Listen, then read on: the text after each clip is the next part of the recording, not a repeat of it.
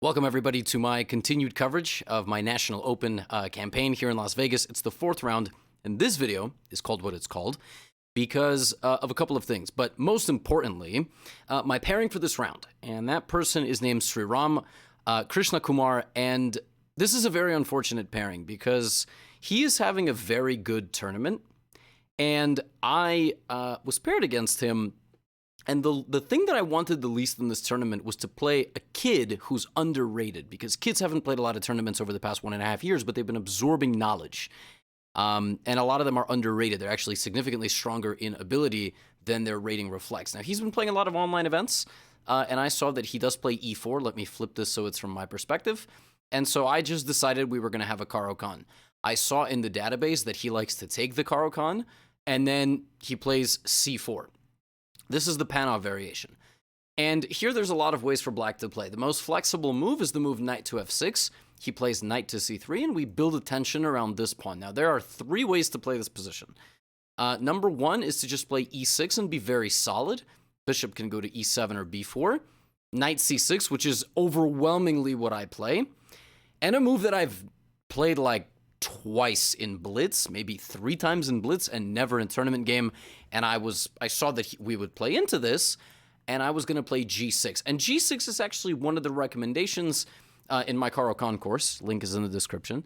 I didn't, play it in order to plug it, but, I haven't played g6 in a while, and one of the nice things about making openings courses is that you have all of this stuff in your toolbox. And I saw that he had a game where he didn't play this correctly, but this time he played one of the main lines, which is c takes d5. Queen b3 is the other main line. He plays takes, I take, he attacks. I back up to b6, counterattacking his bishop. He goes here, and I develop with bishop to g7. So this kind of structure from the Caro-Kann, from the Panov, is called isolated pawn. White has this pawn on d4 that doesn't have an e and c neighbor. And isolated pawn positions are very interesting. They're full of play. Because my opponent has open lines on the sides of the pawn, he can use the diagonals, and he can build around the pawn and advance it forward. And what I want to do against the isolated pawn is I want to win control of the square in front of the pawn, trade a few of the pieces, and make this pawn a weakness, which, by the way, I'm already threatening to take it. So here my opponent thought a little bit and actually played knight to e2, which is definitely not correct. And during the game, I didn't know that. But I figured going to the middle was better. And, I can't go here. It looks nice, but I can't do it because there's this nice tactical shot. Sometimes when the king hasn't castled yet, you can do this. And as long as these two pieces are not guarded, you have a check, and then you just win that back. Very common tactical pattern. But when he played knight e2, I was like, okay, well, I said this in one of my earlier recaps. Chess is weird. I said this in my recap yesterday, actually, from round 3. Sometimes when you play black, you're playing with the black pieces, and your opponent plays an inaccurate move in the opening, the best you're going to get is an equal position. That's just the way chess works. White is fighting for an advantage, and if white doesn't play the right way to fight for an advantage, white is just going to be equal. So chess kind of sucks like that. So I played knight c6, attacking his pawn. He played bishop e3. His alternative is pushing the pawn, and then I was going to jump out to a5 to try to create some sort of imbalance. Whenever you play a lower rated player, in this case, my opponent is a couple hundred points lower rated than me. I mean, well, actually, a bit more than a couple hundred, but I think our gap in ability is way closer. First of all, I'm borderline retired. I'm also kind of an idiot, and he's an up-and-coming chess player, so maybe like 150, 200 points maximum skill difference. And so, he played bishop e3, and I played knight a5. And again, like I said, against lower-rated players, you're looking for that imbalance. I'm looking to get a knight versus bishop. I'm looking to get the isolated pawn position. So there's something to play for. Position's not dry. And I was very happy here, and I went for a little walk. And I came back to a move that I wasn't expecting, actually. He played d5 anyway, even though my knight is not there. And that was an interesting move. Essentially, what he's saying is, okay, I am removing my pawn from the original target square. And you'll notice, what did I say about isolated pawn positions? Well, I said that you want to control the square in front of it. And so I would go here and castle, and he would not be able to push the pawn forward, right? So that is actually a very nice move. He plays d5, and we get this position where we both castle. Here I spend some time, because it's really not clear at all what my plan is. He has all his pieces very actively developed, and I started asking myself, what does he want? That's where this position begins. He wants rook d1, rook c1. He wants his rooks on the open files. Well, I'm saying Open files is actually the incorrect term there. He wants his rook on the most his rook's on the most active squares. Maybe a4, a5 to attack my knight because it can't move forward, and maybe a move like knight b5 in the future to target my a pawn, which is the only thing protecting my knight.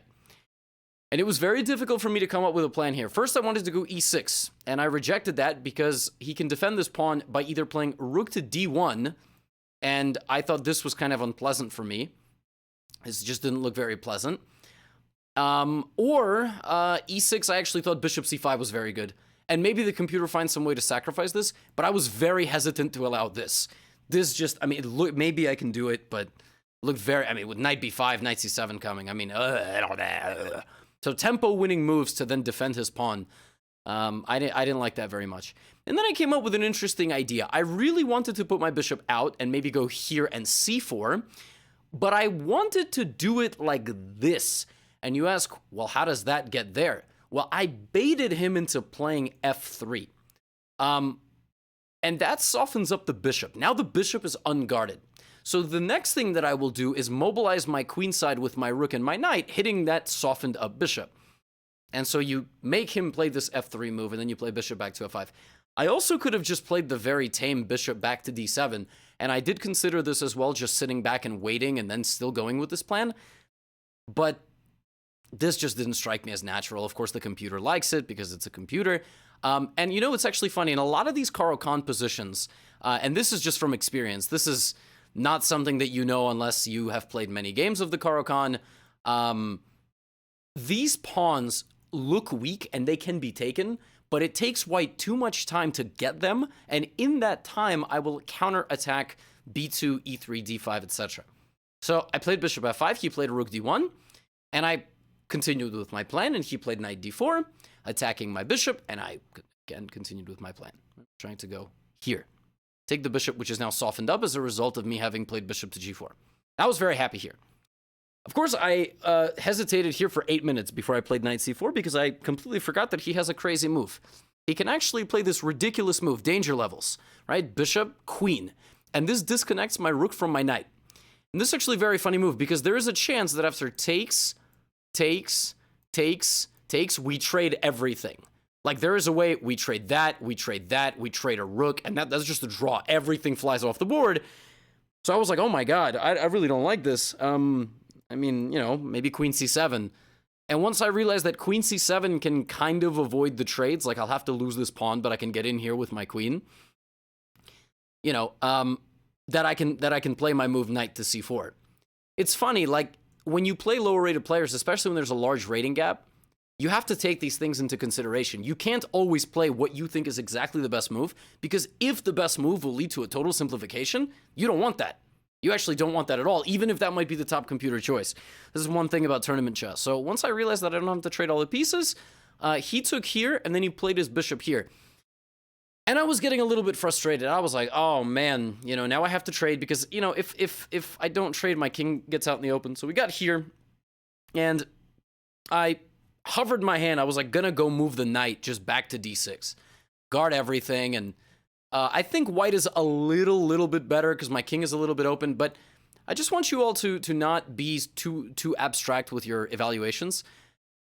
People just see this and go, oh my god, my king is open, it's weak. No, your king is only weak if your opponent has a way to get over there. My opponent has no way to get over there. This queen can't jump over 2 pieces. The rook can't go here. And I mean, if the rook goes here, okay, that's great, but it's in the line of sight of my queen if I ever move my pawn. So I'm actually not really worried. And, you know, if anything, I can always trade the queen. I can always create an attack on the queen side. So at the end of the day, he still has an isolated pawn. And if I can get this down to an endgame, that pawn might become a liability. So he played rook d4, and I was about to play knight d6 when it dawned on me, I don't have to move my knight. If you're in a danger situation, you don't have to move what's under attack. You can just protect it. And I realized this move is pretty tricky. Because first of all, I guard this. Second of all, I threaten queen c5, which is very unpleasant. And third of all, which I thought I had, but computer is terrible, I thought I was threatening knight takes b2. And that removes the guard of the knight. So for example, after rook d1, I thought I just take. And of course, if he takes there, then I have something very brutal here. I can give this check, force the king to the corner, because if the king goes here, this is game over for white, queen f2. And if the king goes to the corner, I use the back rank threat and go here. And that's a brutal way to lose. Because you take my queen, and then I go here and it's mate. So I saw this, and I got really hyped. I was like, wow, queen c7, I'm in business. But the computer finds rook d1, knight b2, and d6. A shocking counterattack, hanging the knight and the rook, but a counterattack on my queen.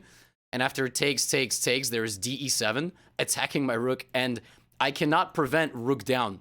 I just can't prevent this. There's nothing I can do. He's queening. If I go back, he takes either rook, but this one is cleaner, and then he just does this. I mean, absolutely ridiculous. I didn't see d6 at all. If he had played rook d1, I would have had to see d6, but he played rook c1, and that guards against this threat because now this is protected, but this allows for something else. Here I can leave my knight hanging with this nice move, queen e5. And the problem is that queen e3 now attacks that rook that he just put there, forcing him back. So here I felt momentum was on my side. I thought I was playing now for advantage after having, just having escaped the opening with an equal position. So I have a lot of options here. I was calculating queen e3. I was calculating king h8. This is the one benefit of having pawns with an open file like this. You slide your king over, and I spent a lot of time. Finally, I just decided, let me be super direct. Also, I can go here and bring my rook this way or to b6. I'm never too concerned about this because I can just counterattack on the b file. B2, b7 pawns are known as poison pawns because you can blunder this rook attack the other way. And I spent some time and I decided that knight to e3 was the most direct thing. And here I calculated that when he plays rook to e1, I will go queen to d4, setting up an attack on his king. If he goes to the corner, I will go down with my queen and attack this pawn. And then I'm in business. That forces his rook to go hide with his king, and I'm doing well, and I'm happy. Another thing that I could have played here is rather than moving my queen, I could have played f4, gluing in the knight, and also threatening to rotate my queen around to hit that soft spot. Just not putting my queen out in the open. Also maintaining pressure here. Maybe rook d8 is possible in the future. And I considered f4 as well, but when I saw that queen d4 forced the king to the corner, I played it and I was very happy. There's also something funny here. There's a trap that if he plays knight b5, which attacks my queen and counterattacks this, I have this move, and this is brutal. This is a brutal way to lose for white. If he takes my rook, I take that one and it's mate. If he takes my knight, I take his queen, and then his rook has to choose which piece to give up. So queen d2 would have, and also I'm threatening mate. So I saw this nice tactic, I was very happy, and then he started thinking, and I was like, what is he doing? He only has king h1, what is he thinking about? Is he gonna blunder knight b5? And then he picked up his knight and he played this. And I was like, what? And then it dawned on me, after queen down to d2, he is going to play this move. And this is where all my concerns started coming true. That the youngin', underrated kid just found a crazy king move to defend everything. Not just defend, all of my initiative is halted because he's threatening queen takes knight. And I am in some serious trouble here. I'm in serious trouble because I'll give you an example. If I take on d5, he just slides his rook over and I lose my knight. I cannot check his king at all, I just lose my knight. If I play queen d5, he just takes my knight. I can play something like knight takes g2. And the logic there is that if he takes, I take his rook, and then I take the knight back, right? Because his rook has to stop guarding it. But knight g2 doesn't do anything, because he just goes here. He just, I'm sorry. He just plays rook to g1. He has some moment he can play rook g1. Not even right away. Actually, rook g1, I can still do this, by the way. I can still play this, but he has this move. He has this. And even though I can take his rook, again, I can't move. There's nothing I can do. He just takes my knight. If I go here, I'm sorry, if I go here, now he has rook g1. I was like, dude, what? Am I losing? What is going on? I played king of 2. I was like, yo. So I was like, okay, calm down, calm down. You can still guard your knight. You can still play this f4 move. It glues everything together.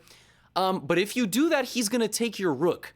And I saw this, and I was like, I don't like this. He's attacking my rook. He's attacking all my pawns. Of course, computer gives 0, 0, 0, but I hate the computer. So I saw this. I was like, okay. Calm down. Here's what you're going to do. You are going to play knight c2, rook d1, and just trade queens. Just trade queens. If he takes, you take his queen, so that doesn't work. You're going to get this position.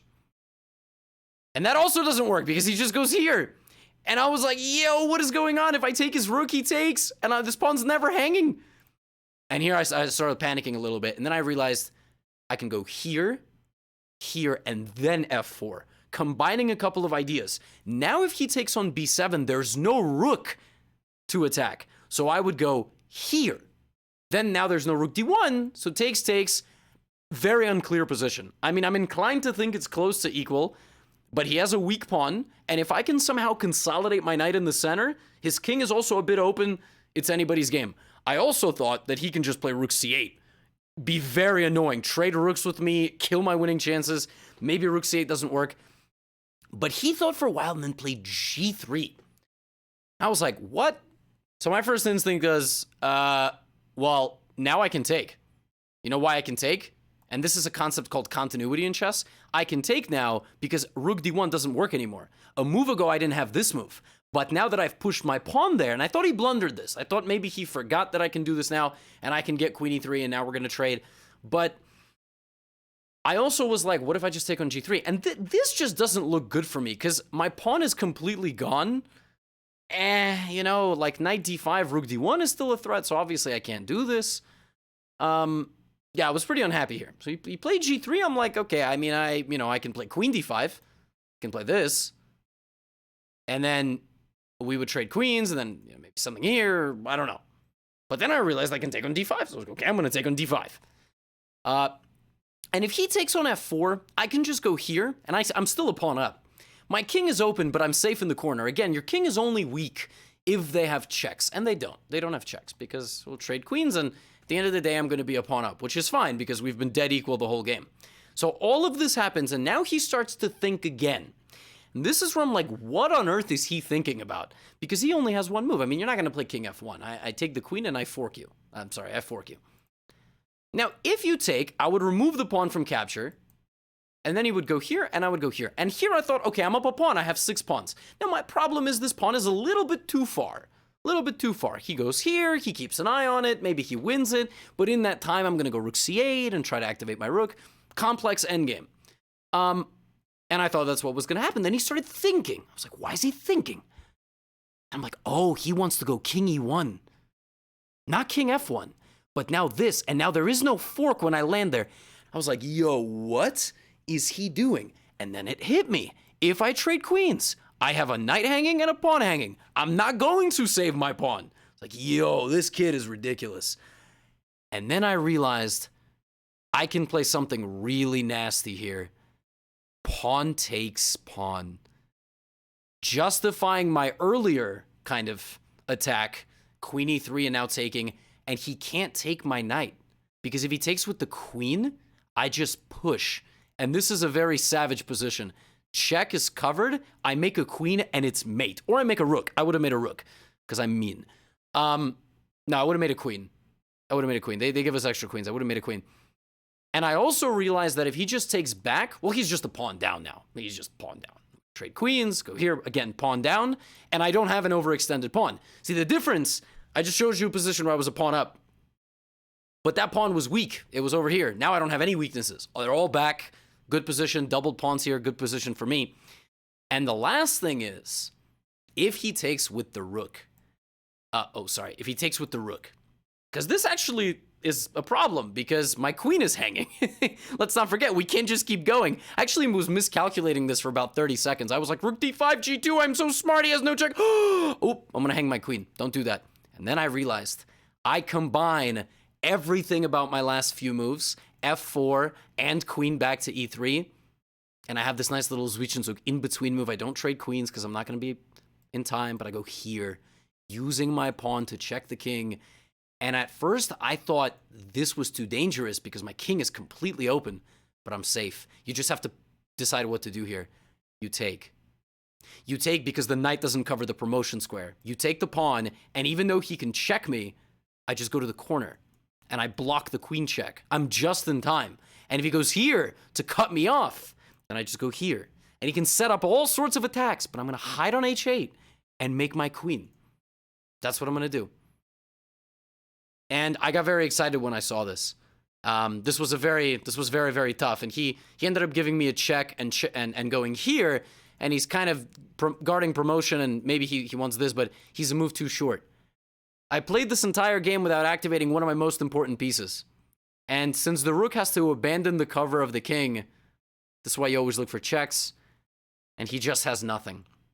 He can trade rooks with me, but then I make a queen, and the only thing he can do is give me a few checks, but I will get out of them. And in the game, he played here, and I mean, it's still a little, and when I say a little tricky, it's like, you know, if I take the knight, maybe he'll, like, go here. And it might be a draw, although I'm not even sure if this is a draw. I think I can escape. But, you know, it's never too late to, yeah, it's not a draw. I will go here, and he'll check me, and I'll run my king over here. But it's never too late to blunder perpetual check on the verge of checkmate in one and making a second queen. So, with checkmate. So I realized that before I take the knight, I have to give him one little in-between check, which is this. And here, I knew I had a forced mate, but I found something very easy. I just went here, and he resigned because I'm going to win his queen and his knight and make another queen. This game I was pretty happy with, honestly. I analyzed it with chess.com's computer. I played at 98.7%. So it was a close game. It was a very tough game. There are no easy games in this event. I mean, this kid was easily master strength. I don't even know what his rating is. I think it's like 2150, but he's like, he was, you know, we talked a little bit after the game, and I told him that when I blundered 92, I actually just thought I was going to lose the game. I was like, oh my God, what have I done? But luckily, I can just defend it enough. And he told me, I thought he blundered queen e3. It turns out that after queen e3, he saw everything. At least that's what he told me. Hopefully he wasn't lying. He said that he saw this whole sequence of moves, but he missed the fact that when he goes and stops my pawn, that I have this move. And that, of course, is the killer. If I don't have rook d8, if his queen is already on d3 and he's threatening mate, then I lose. But it's crazy. Kid was very, very sharp, and you know, I thought that I was screwing up, but we both played very decently. Here was his kind of final decision. King e1 was a mistake. He had to go into this endgame. But, hey, I can't complain. I try out a new variation in the Panov with the black pieces in the Caro-Kann, and I'm still very scared. I'm still terrified. It's my worst nightmare to play these underrated kids. But now that I have 3 points out of 4, I'll be playing with the white pieces next game, probably against somebody very strong, most likely a highly rated grandmaster. So keep it moving, keep it rolling, make my recap for you amazing people. Stop telling me to rest, by the way. I'm going to keep making recaps. What are you, my grandma? Stop. All right? Doesn't matter what time it is. I love doing this. I love coming back here, analyzing my game, making this recap, sharing it with y'all. Yeah, I'll see you for round number 5. Peace out, y'all. Get out of here.